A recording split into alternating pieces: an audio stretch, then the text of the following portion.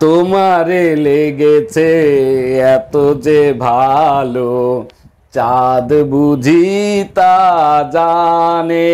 বাহ ভাইজান, আপনার গানের কণ্ঠ তো অনেক সুন্দর। বলেন কি, তাই নাকি? Thank you so much. হাতে একটা ফুটা থাল নিয়েও তো গাইতে পারেন, অনেক ইনকাম করতে পারবেন। তোমার সাথে বিয়া না হয়ে একটা গাছের সাথে বিয়া হইলেও শান্তি পাইতাম। তাইলে একটা গাছের কাহিনী শোনো। একটা গাছের সাথে সবসময় একটা গাধা বান্ধা থাকতো। এই কষ্টে গাছটা মরে গেল। মরে যাওয়ার পর যখন গাছ দেখতে পাইলো তার কাঠ দিয়ে সংসদ ভবনের চেয়ার বানানো হয়েছে, তখন গাছটা বলল, শালা মইরেও শান্তি নাই। বিয়ে করা মানে দাস কেনা নয়। আপনি একজন মুক্ত মানুষের সাথে দাসের মতো আচরণ করতে পারেন না। আপনার স্ত্রী আপনাকে বিয়ে করেছে এই জন্য যে যাতে সে তার বাকি জীবন এমন পুরুষের সাথে কাটাতে পারে যাকে সে ভালোবাসে। আপনার কাছে তাই আশা করে যা আপনি তার কাছ থেকে আশা করেন। তাই তার সাথে তেমন আচরণই করুন যেমন আচরণ আপনি তার কাছ থেকে আশা করেন। স্ত্রীকে বোঝার ক্ষমতা স্বামীর থাকে না। স্বামীরা শুধু নারীদের চিৎকার চেঁচামেচি, তাদের অপমান করাটাই দেখতে পায়, কিন্তু ঝগড়ার পরে স্ত্রীর চোখের জল, স্ত্রীর কান্না, স্ত্রীর মন খারাপ, স্ত্রীর রাত জেগে চিন্তা করাটা তাদের চোখ এড়িয়ে যায়। একজন নারীকে তার স্বামীকে সত্যিই সবসময় কাছে চায়, আপন ভাবে সমস্ত কিছু বলতে চায়, কোনো বিপদে প্রথমে তাকেই পাশে চায়। এটা বোঝার ক্ষমতা বোধহয় স্বামীদের কোনোদিনই হবে না। মাইনারাব্বু, জি বলো। সবার জীবনে তো প্রেম ভালোবাসা আসে, তোমার জীবনে আসছে? আমার জীবনেও আসছিল, কিন্তু আমি সেদিন বাড়ি ছিলাম না। বাড়ি ছিল না?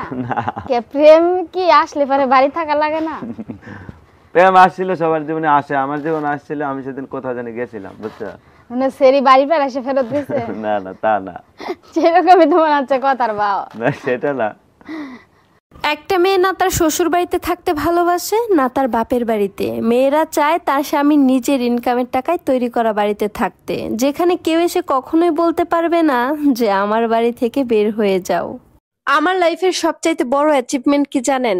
একটা সময় যে মানুষগুলো আমার পেছনে আমার নামে সমালোচনা করত, আমাকে নিয়ে হিংসা করত, আজকে সেই মানুষগুলোই কিনা আমার মতন হতে চায়। এর চাইতে বড় অ্যাচিভমেন্ট আর কি হতে পারে বলেন তো?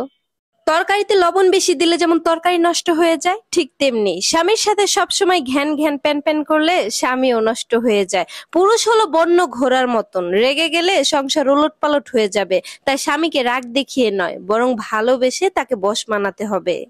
একটা কথা বলি, মিলিয়ে নিবেন। অতিরিক্ত মা ভক্ত পুরুষ আর অতিরিক্ত বাবার বাড়ি ভক্ত নারী, এরা কখনোই সংসারী হয় না। সঙ্গীর প্রতি অসম্মান, সঙ্গীকে মানসিক যন্ত্রণা দেওয়ার সর্বোচ্চ পর্যায়ে যেতে পারে এরা। এরা শুধু সংসারটা না, পুরো ঘরটাকেই এরা নরক বানিয়ে রাখে। জানো রুম্পা, তোমারে বিয়ে করে একটা জিনিস আমি হারে হারে টের পাইছি। কি টের পাইছো? আমারে বিয়ে করে তোমার জীবন নষ্ট হয়ে গেছে তাই না? আরে না, হেলমেট আর ঘরের বউ দুইটাই মাথার বোঝা। ঠিক বলছো, তবে হেলমেট মাথায় না থাকলে যেমন গাড়ি চালাইতে পারবা না, তেমনি বউ মাথায় না থাকলে শান্তিতে সংসার করতে পারবা না। টাকা ছাড়া কোনো পরিবার নেই, টাকা ছাড়া কোনো পরিবেশ নেই, টাকা ছাড়া কোনো আত্মীয় নেই, টাকা ছাড়া কোনো বন্ধু নেই, টাকা ছাড়া কোনো সম্মান নেই, টাকা ছাড়া কোনো উপায় নেই, টাকা ছাড়া জীবনের কোনো মূল্য নেই। হ্যাঁ, জীবনে টাকাই সব। টাকা থাকলে ভালোবাসা, বন্ধুত্ব, পরিবার, আপনজন, প্রিয়জন সকলেই খোঁজ নেবে। টাকা না থাকলে খোঁজ তো দূরের কথা, কেউ চিনেও চিনবে না। প্রতিটি বিবাহিত মেয়ের স্বপ্ন, সারাদিন পাখি যেমন এদিক ওদিক ছুটে বেড়ায়, আবার দিন শেষে ঘরে ফিরে ঠিক তেমনি দিন শেষে তার স্বামীও ঘরে ফিরবে, তার সাথে সুখ দুঃখের গল্প করবে, তাকে বুকে নিয়ে ঘুমাবে। কিন্তু আফসোস, সব মেয়ের ভাগ্যে তা জুটে না।